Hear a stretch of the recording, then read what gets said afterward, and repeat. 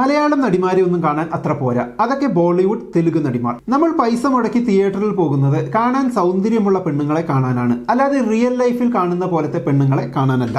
ഈ അടുത്ത് ഞാൻ ഇങ്ങനെ ഒരു പോസ്റ്റ് FBയിൽ കണ്ടിരുന്നു. അത് കണ്ടപ്പോൾ ഇപ്പോൾ നിലവിലുള്ള മലയാളം നടിമാരെ കുറിച്ച് ഞാനൊന്ന് ഓർത്തു നോക്കി. എല്ലാവർക്കും ഒരു ഗേൾ നെക്സ്റ്റ് ഡോർ ലുക്കാണ്. അഴകിയ ലൈലമാരായി ഇവരെ സിനിമകളിൽ അങ്ങനെ പൊതുവെ കാണാറില്ല. എന്നാൽ ബോളിവുഡ് സിനിമകളിലെ നായികമാരെ നോക്കിയാൽ ഇന്റർനാഷണൽ ബ്യൂട്ടി സ്റ്റാൻഡേർഡിനോട് എത്തിപ്പെടാൻ ശ്രമിക്കുന്ന, അതുപോലെ ആകാൻ മാക്സിമം ശ്രമിക്കുന്ന നായികമാരെയാണ് കാണാൻ കഴിയുക. മെലിഞ്ഞ് ഫ്ലോലെസ് സ്കിന്നായി മോഡേൺ ക്ലോത്ത്സിൽ, മോഡേൺ മേക്കപ്പിൽ എല്ലാവരും ഏകദേശം ഒരുപോലെ ആകാൻ ശ്രമിക്കുന്ന ഒരു കാഴ്ച.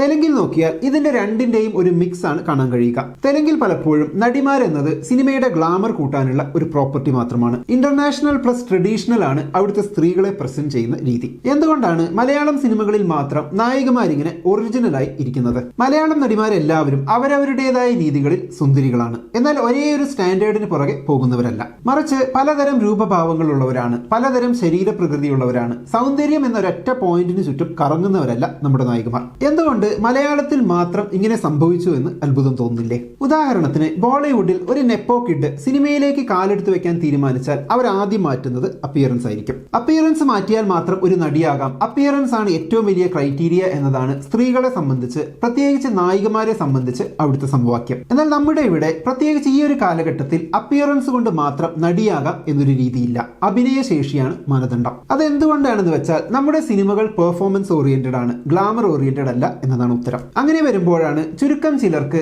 ഞാൻ ഏറ്റവും ആദ്യം പറഞ്ഞതുപോലെയുള്ള ചില നിരാശകൾ ഉണ്ടാകുന്നത്. നല്ല സ്റ്റൈലിഷ് ഗ്ലാമർ നടിമാരെ ഒന്നും സിനിമയിൽ കാണാൻ പറ്റുന്നില്ല എന്ന നിരാശ.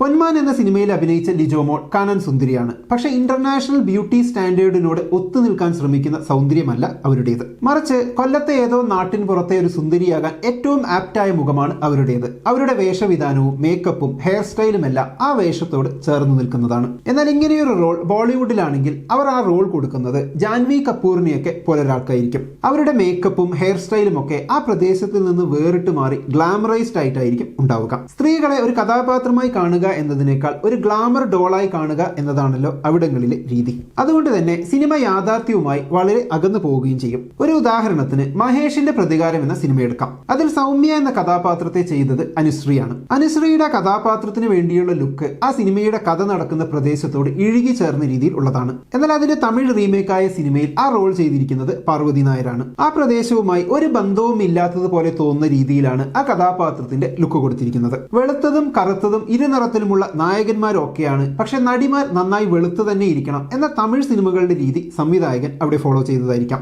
നമ്മുടെ ദൃശ്യം ബോളിവുഡിൽ എത്തുമ്പോൾ വരുന്ന വ്യത്യാസം ശ്രദ്ധിച്ചാലും ഇത് കാണാൻ കഴിയും. റോൾ അനുസരിച്ചുള്ള മേക്കപ്പ് അത് പൊതുവെ നമ്മൾ മാത്രമേ ചെയ്യാറുള്ളൂ. ഞാൻ കുറച്ചു മുമ്പ് ഇതിനെക്കുറിച്ച് കനി കുസൃതിയുടെ ഒരു വീഡിയോ കണ്ടിരുന്നു. മേക്കപ്പിന്റെ അർത്ഥം പലപ്പോഴും മലയാളികൾ ഈ പറഞ്ഞ പോലെ എന്തോ വെളുപ്പിക്കാനുള്ളതെന്നുള്ള രീതിയിലാണ് എടുക്കുന്നത്. മേക്ക് അപ്പ് എന്ന് പറഞ്ഞാൽ making up to that character.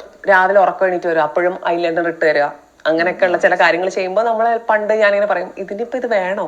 ഇപ്പം നമ്മൾ ചോദിച്ചു കഴിഞ്ഞാൽ ഇങ്ങോട്ട് പഠിപ്പിക്കാൻ വരണ്ട, എല്ലാ സീനിലും നമ്മൾ എല്ലാം ഇട്ട് ഇങ്ങനെ റെഡി ആയിട്ടിരിക്കണ പോലെ ഇരിക്കണം എന്നൊക്കെ പറയും. പക്ഷെ കഴിഞ്ഞൊരു 10-14 വർഷമായിട്ട് വരുന്ന മലയാള സിനിമകളിൽ നോക്കുമ്പോൾ പരമാവധി ആ സന്ദർഭത്തിനും ആ ക്യാരക്ടറിനും വേണ്ടുന്ന മേക്കപ്പാണ് ഇപ്പൊ കുറെ നാളായിട്ട് മലയാള സിനിമയിൽ എടുത്തു കാണാവുന്ന ഒരു വ്യത്യാസം. സംഗതി വളരെ ശരിയാണ്. നമ്മൾ മലയാളികൾ നടിമാരിൽ നിന്നും അവരുടെ ആക്ടിംഗ് സ്കിൽ തന്നെയാണ് പ്രതീക്ഷിക്കുന്നത്. നമ്മളിപ്പോൾ സിനിമ കാണാൻ പോകുന്നത് നടിമാരുടെ സൗന്ദര്യം കാണാനല്ല, മറിച്ച് അവരുടെ പെർഫോമൻസ് ആ കഥയെ എത്രമാത്രം റിയൽ ആക്കുന്നു എന്ന് കാണാനാണ്. ശരിക്ക് അതൊരു പോസിറ്റീവായ മാറ്റമല്ലേ? മറ്റുള്ള ഇൻഡസ്ട്രികളെ വെച്ച് നോക്കുമ്പോൾ നമുക്ക് അഭിമാനിക്കാനുള്ള എന്തോ ഒന്ന് അതിലില്ലേ? നമ്മുടെ നടിമാരായ ലിജോമോൾ, നിമിഷ സജയൻ, ഗ്രേസ് ആന്റണി, പാർവതി തിരുവോത്ത്, മഞ്ജു വാര്യർ, രജിഷ വിജയൻ, കനി കുസൃതി, ഇവരൊക്കെ അപ്പിയറൻസ് കൊണ്ടുകൂടി ഒരു കഥാപാത്രമായി മാറാൻ കഴിവുള്ളവരാണ്. ഈ അടുത്തിറങ്ങിയ രേഖാചിത്രം എന്ന സിനിമയിൽ അനശ്വര അവതരിപ്പിച്ച കഥാപാത്രം തന്നെ നോക്കാം. വർഷങ്ങൾക്ക് മുമ്പ് ജീവിച്ച, നടിയാകാൻ ആഗ്രഹിച്ച ഒരു സാധാരണക്കാരിയാണ് അതിലവർ. അപ്പൊ അതിന് ആപ്റ്റായ രീതിയിൽ അവരെ ഒരുക്കിയെടുക്കാൻ ആ സിനിമയ്ക്ക് കഴിഞ്ഞു. മുടിയിൽ പോലും അത്ര ഗ്ലാമറൈസ്ഡ് അല്ലാത്ത ഒരു മാറ്റം കൊണ്ടുവന്നു. നടിമാരെ എപ്പോഴും ഗ്ലാമറായി മാത്രം കാണിക്കാനും കാണാനും ആഗ്രഹിക്കുന്ന ഒരു ഇൻഡസ്ട്രിയിൽ അത് സാധ്യമല്ല.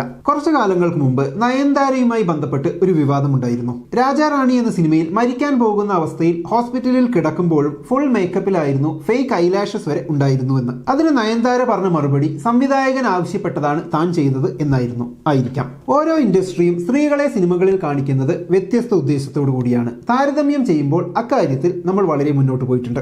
അച്ഛൻ മരിച്ചാലും ഡിപ്രഷനിലാണെങ്കിലും ചമഞ്ഞിരിക്കണം എന്ന നിർബന്ധമൊക്കെ നമ്മൾ എന്നേ എടുത്തു കളഞ്ഞിട്ടുണ്ട്, ചുരുക്കം ചില അപവാദങ്ങൾ ഉണ്ടെങ്കിലും. അപ്പൊ എന്താണ് മറ്റ് ഇൻഡസ്ട്രികളെ അപേക്ഷിച്ച് മലയാളം സിനിമയിൽ നടിമാരെ പ്രസന്റ് ചെയ്യുന്ന രീതിയെക്കുറിച്ചുള്ള നിങ്ങളുടെ അഭിപ്രായം കമന്റ് ബോക്സിൽ എഴുതുമല്ലോ. നമുക്ക് അടുത്ത വീഡിയോയിൽ വീണ്ടും കാണാം. ബൈ.